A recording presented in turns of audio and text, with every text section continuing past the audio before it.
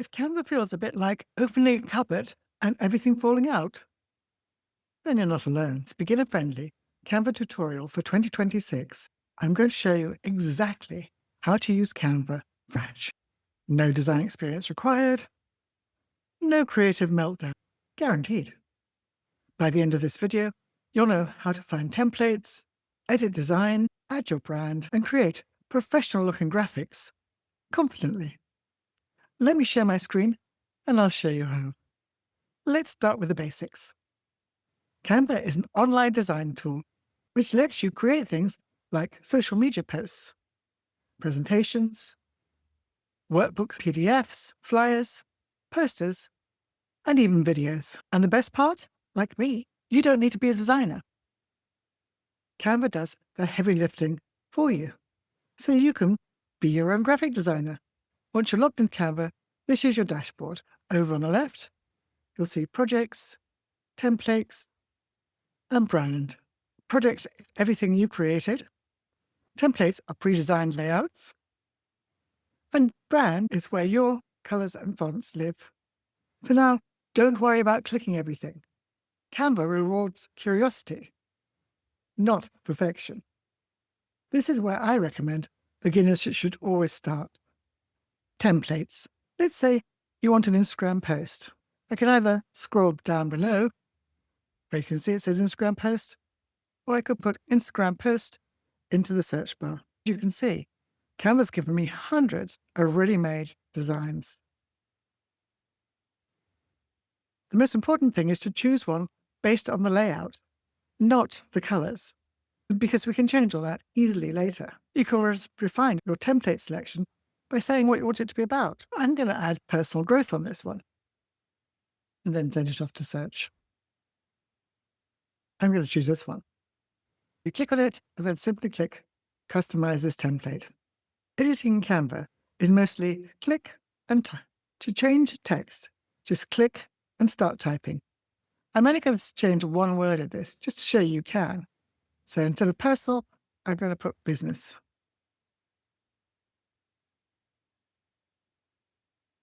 To change colors is equally simple.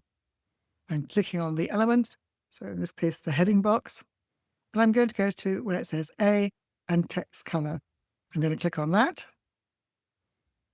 And this is giving me my brand kits options, as I do have a brand kit, because I think they're brilliant and so worthwhile having, but it's a paid option. So it's up to you. You can do it without and start for free very easily. This just makes it a lot easier. I'm going to use this color for my secondary palette for my typeface.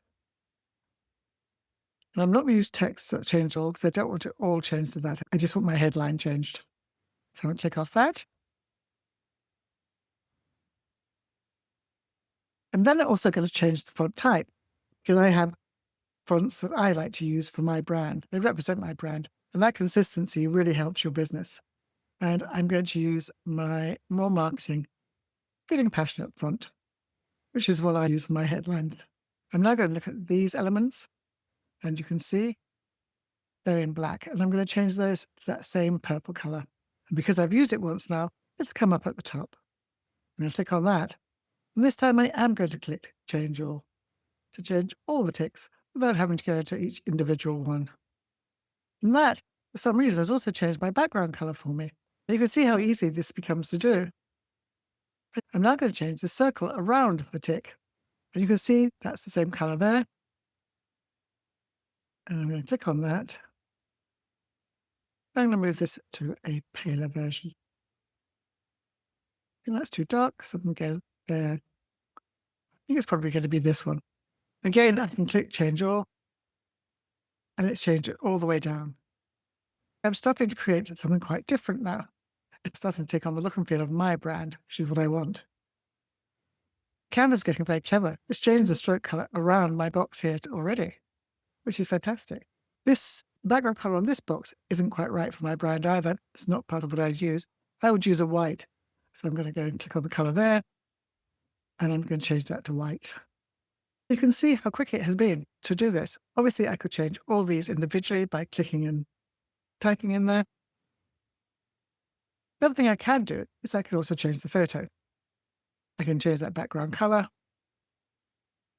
to white. I'm not going to change all this time. And I can click on edit and change the photo that way. Again, let's not get too complicated, but there are lots of different options there. And one of those ones you can use is something called filters. I click on see all.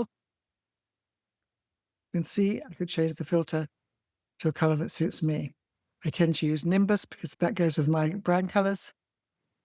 And I can change the intensity of it here, so it's not quite so strong. If I want to change this completely, I can change the image as well. And I can do that by going to the Elements button. And I'm going to what you're looking for. So this should generate a load of photos, graphics, and videos. I'm going to keep this as a photo. So I'll click on the photos so I can see all. And you can see it's all the images that it's generated. If I want to refine this further, the orientation would probably be better if I can find something that's vertical. It would give me a better fit for my Instagram post. But you can see there's lots of choices here. And I'm just going to go with this one. And then if I just right click on this, you can see I have some options and I can have it place background. And this is the quickest way to do it. I could drag it and stretch it and then delete the existing image, but I'm just simply going to click on replace background. And there it is. I now have an Instagram post I'd be happy to send out to my social media. If I want to name this so I'm clear what it is, I'll probably call it Your Business Growth Checklist. And because I can be very lazy about typing, I'm going to click back into my headline. I'm going to go Control A. This is Command A if you have a Mac. Then we can go Control C to copy it. Go up here. Really like the bit I want changed. Go Control V. And I now have a tailored name as well, so I can find it more easily when I'm looking for it. And I know it's my version. If you want icon shapes or extra design, go to Elements. However, I add that with a warning that my beginner tip is that less is more. 1 or 2 elements look intentional. 10 look like a scrapbook. And I'll show you. This is one I've used recently. Just go into shapes and we'll give you all sorts of shapes that you can look for. These are organic shapes. So I could click on that. And this is very cleverly picked up one of my brand colors. Move that down. The crosshair box is the easiest way to drag everything without moving your design.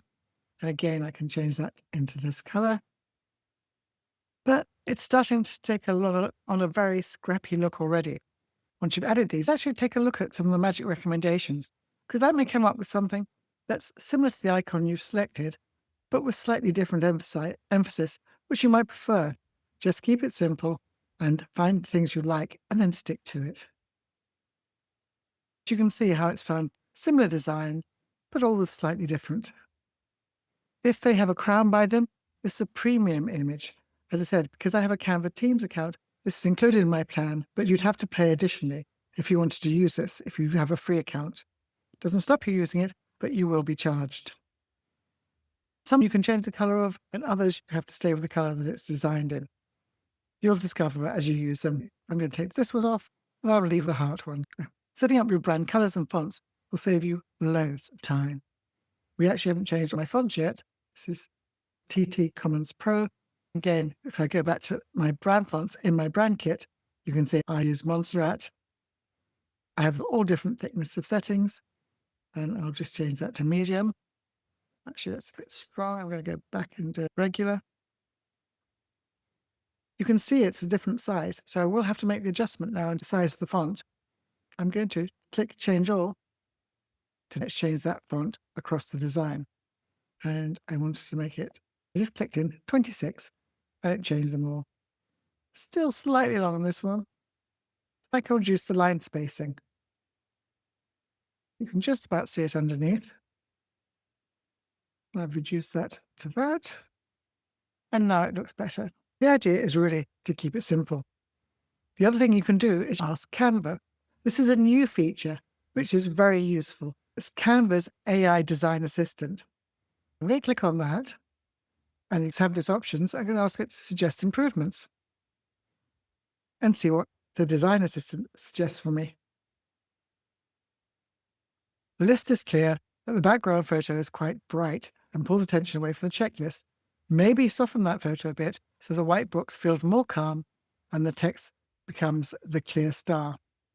Great advice. I'm going to close the Canva Assistant box. I'm going to click on my background image. And I'm going to click on transparency. Most 100%. And if I start to move that down, you can see it's fading it, moving it to about 50%. That's probably too much. I think I'll leave it at something like 60. And this is the conversation I've had with it, which will disappear once I've finished. Now, you can see it's changed that balance of the checklist versus the background photo. So great advice. Always worthwhile just checking. You might not always want to take the advice, but try it just to see. My design is ready now. I need to download it so I can share it. I go to share, and then I go to download. I'll show you the options. The best kind of file for a social media post is a PNG or a JPEG. And if you want to have a document, you can choose a PDF. But I'm going to go with the PNG as it's suggested.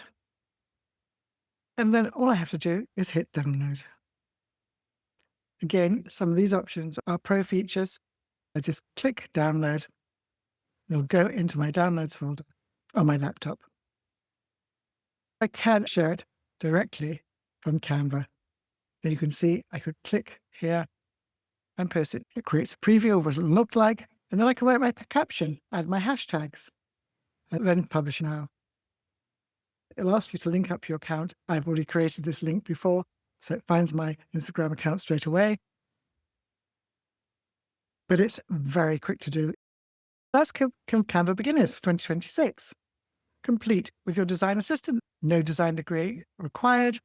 You can see how easy it is to do. If you're just starting out, your goal isn't perfection, it's progress. And Canva does get easier the more you use it. If this video has helped, give it a like or subscribe and let me know in the comments what you're planning to design first. I'd love to hear. I'll see you next time with another Starting Out Canva tip.